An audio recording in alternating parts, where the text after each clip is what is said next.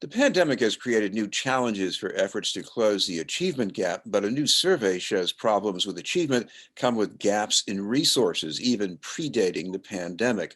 The survey was conducted by the community coalition BuildBPS Stakeholders. Joining us are two of those stakeholders, the senior pastor of 12th Baptist Church in Roxbury, Reverend Willie Bodrick II, and a BPS parent, Suleika Soto. Thank you both very much for being with us. Thank you. Thank you very much. I want to start with the Reverend. And thank you very much too, Suleika. I want to start with the Reverend. The official policy of the Boston Public Schools is that every student in every school building has the same access to opportunity. And I know there are things being done to address gaps in opportunity in the school system. But aside from that, I mean, what's the difference between the official policy and the reality? Well, thank you, Chris. And I think that's a great way to start this conversation. What we've been really trying to force a conversation around is that there's been a huge chasm between what's being stated rhetorically and what's happening for the realities of our families and parents. As the president of the Boston Network for Black Achievement, we are actively involved in these conversations around opportunity and achievement. And what we've been finding is that there's been these conversations around a baseline budget and what our superintendent, Dr. Casellius, calls the quality guarantee, which means that there's an assurance that no matter what school our young people are in BPS, that they will have the basic components of a quality education. What we found, Chris, is that roughly 40% of BPS students don't have a functioning library at their school. What we found is that more than half of the students between K through 8 and middle schools don't have a science lab. And what we found is that more than a tenth of the students in middle school and K through 8 don't have an art teacher. And what we're really trying to say is that what we're saying rhetorically is not matching the realities of our families and our students. And what needs to happen is that we're guiding our budget towards a place where all of our children have the access and the opportunity to live out their dreams, to become the leaders that we know that they already are, and to ensure that they have a fighting chance to become whatever they want to be. Right now, they're not getting that. Right now, that's not happening. And that's only exacerbated by the fact that we just came out of a pandemic, or we're still in the midst of a pandemic, and we're talking about reopening, and we're trying to figure out the safest way to deal with these issues. And we're recognizing that the gaps are only getting wider, and we're recognizing that the resources need to be addressed and prioritized. And so our hope through this survey is to show the district that what we're seeing and what is happening is not matching what is being said. And our job is to ensure that as advocates that they are holding themselves to that standard and that we're willing to work with them, but we can't continue to perpetuate a narrative that is not consistent with what our families are dealing with each and every day. I'll turn to Suleika Soto. You have children in an elementary school and a high school in Boston. What are your concerns about the resource gap? So I think that one of the main concerns that I have is that, some schools like the Blackstone, for example, don't have, within their budget, there is no budget for a librarian, right? So they have to reach out to these outside sources like St. Stephen's Youth Programs, which we're lucky to have, who is the ones that fund the library. The library is floating. There are no walls. It's in the air.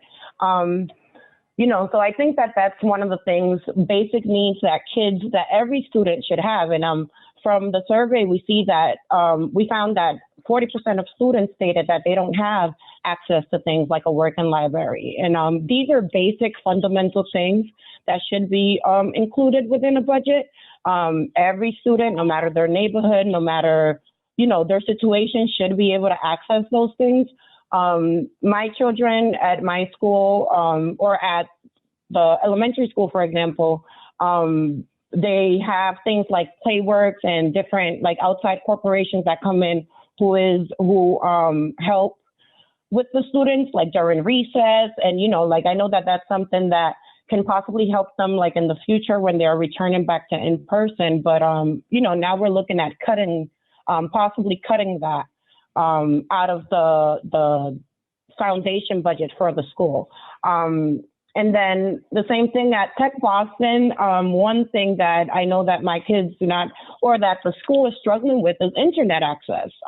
It's in the name, tech, and we hope that they would have access to Wi-Fi that is not, messing with the quality of education that they're receiving, because this is something basic. Like the Wi-Fi at the school should be working. So my kids struggle and the teachers struggle with that at Tech Boston. And, so those are some of the things that I'm seeing with my children, and how, these budget gaps are affecting them. And then it's not they're investing a lot of money, and I appreciate that they're doing that, but maybe we need to take a look at, giving the basic things first,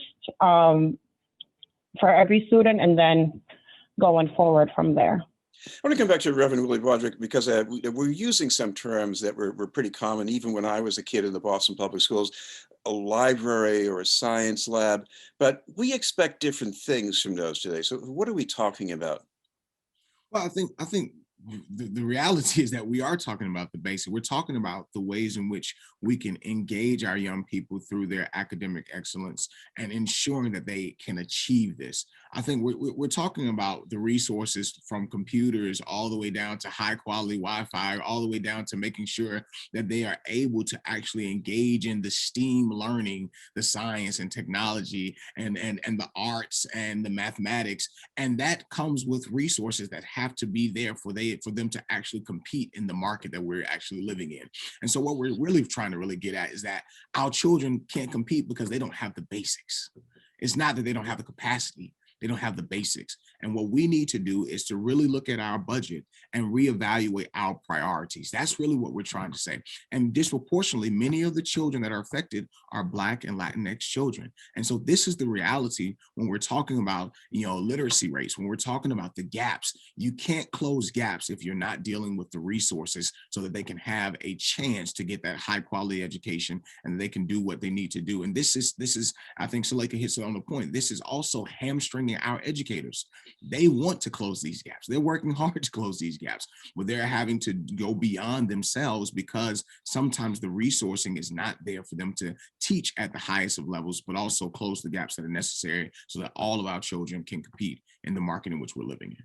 Coming back to Suleika, Soto, I want to ask you another question about gaps in resources, because you have one situation with the Boston school budget itself, but you also have schools where parents and partners bring in even more resources, and I guess that's not as equal, probably. Oh, for sure.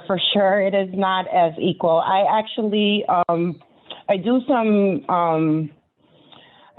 budget work, and I know that there was if in the BPS website, there was a Ernst & Young an audit that was done, where it kind of portrays the different funds that the different school has that parents, may raise.